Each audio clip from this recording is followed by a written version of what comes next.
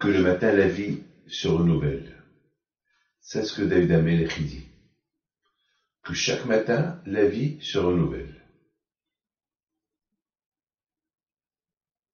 On dort, Baruch Hashem, on se réveille, et on est en bonne santé. On bouge les mains, on voit, on regarde, on entend. C'est un merci à Hashem, on n'achète pas tout ça. Vous savez, acheter la vie, elle n'a pas de prix. Il y a quelqu'un qui vient chez moi tout le temps, il dit qu'il entend des voix. Je ne sais pas s'il entend ou il n'entend pas, mais il est convaincu qu'il entend. Il y a des gens qui viennent chez moi et me disent, ils ont du bruit dans les oreilles. Il y a des gens qui viennent chez moi et me disent, soudainement, il ne voit plus. Hashem Ishmor. Il y a des gens qui viennent chez moi, soudainement un matin, ils ont une boule. Ils ne savent pas c'est quoi cette boule, d'où elle vient. On ne sait pas.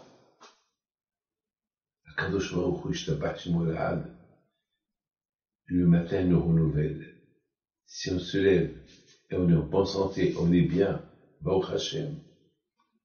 Je voudrais vous raconter un miracle extraordinaire.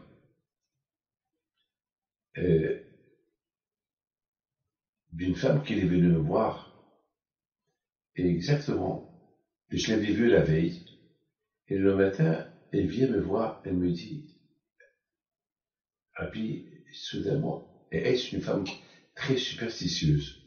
Toujours, depuis que sa sœur était malade, donc toujours, elle bien sûr chaque année fait le mammographe, mais tout le temps, elle touche son corps pour voir si tout va bien. Et voilà, un matin, elle voit une boule. C'est pas elle qui a créé la boule, elle est venue une boule. La pauvre était comme une folle. Ce qu'elle craignait toute sa vie, voilà, est arrivé. Elle vient chez moi et me dit, Rabbi David. Alors moi, je lui dis, Madame, j'ai tellement fait attention à ne pas avoir cette boule. Elle est venue. C'est toi qui l'as créée, cette boule. Arrête. On dirait que tu te souhaitais une boule. Et la boule, elle est venue. Alors, pour le moment, tu m'écoutes. Ne fais rien du tout. Ne va chez le médecin, ne fais rien du tout. On attend un peu, on attend une semaine, et ne touche plus. Pour Hachem, grâce à Dieu, écoutez, je ne peux pas vous expliquer, c'est des choses que... Il ne faut pas aussi se faire chercher le mal. Bien sûr qu'il faut faire attention, il faut faire des analyses. Bien sûr qu'il faut prendre l'attention, il faut vérifier le diabète, bien sûr. Mais il y a Hachem. Il faut toujours, c'est pas, et si tu as le diabète, et si tu as ça, qu'est-ce que tu vas faire? Pourquoi il n'y a pas des gens qui prennent tous les médicaments et à la fin ils tombent? Ça veut rien dire. Vous savez, moi, David Pito, j'ai tellement fait attention au Corona, et à la fin, je l'ai attrapé. J'ai tellement fait attention. Je suis pas sorti dehors, j'ai fait attention. Et c'est Hachem qui décide. C'est pour ça qu'on dit, Hadashim la Bikarim, Rabba et Molataka. Le matin pour Hachem, lorsque on se réveille, on est super, on est bien. Baruch Hashem, la Emouna se renouvelle. Hadashim la Bikarim, Rabba et Molataka. Baruch Hashem, Akashru nous a donné une vie gratuite. On ne paye pas pour cette vie. Là où vous allez, vous achetez. Là où vous allez, vous voulez une chemise, il faut l'acheter. Vous voulez ça, vous l'achetez. Celui qui est malade, qui a fait une opération, il doit payer de l'argent. Et une seule chose, le bouteille qu'on reçoit gratuitement, on ne l'achète pas. C'est la vie. Alors, qu'est-ce qu'il faut payer pour cette vie?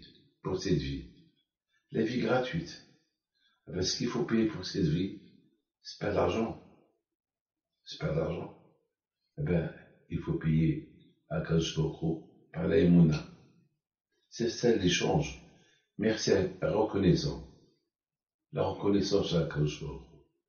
Il n'y a que ça. Il n'y a pas autre chose. Vous savez, il y a quelqu'un qui est venu, il vient d'acheter une voiture. Il vient d'acheter une voiture. Et la première chose qu'il a dit, je vais aller chez Rabbi David recevoir une bracha pour la voiture qu'il a achetée.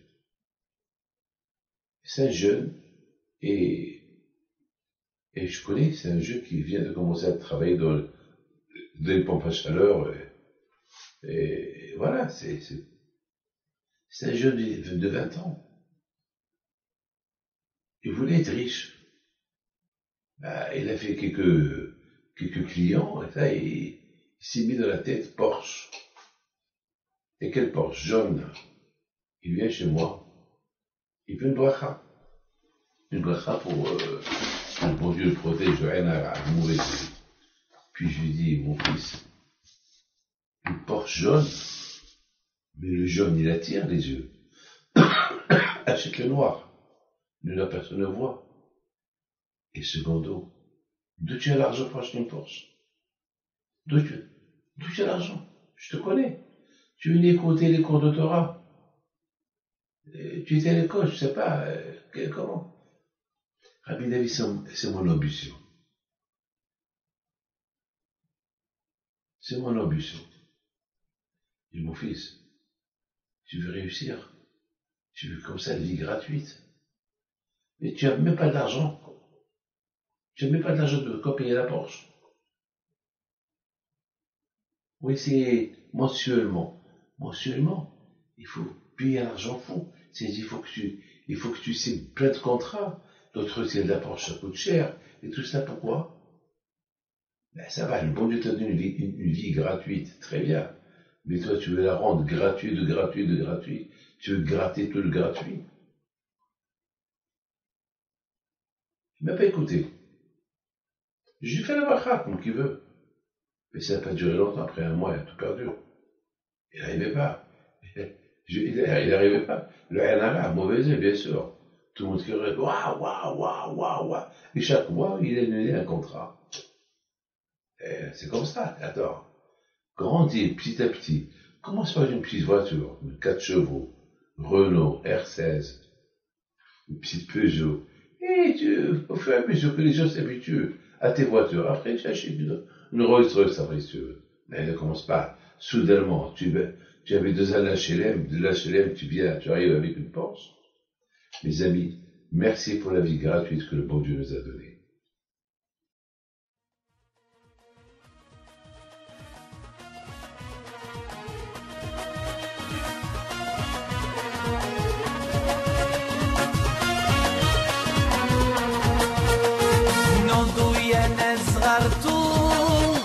على ربيع حي بينتو وقف لنا زي خو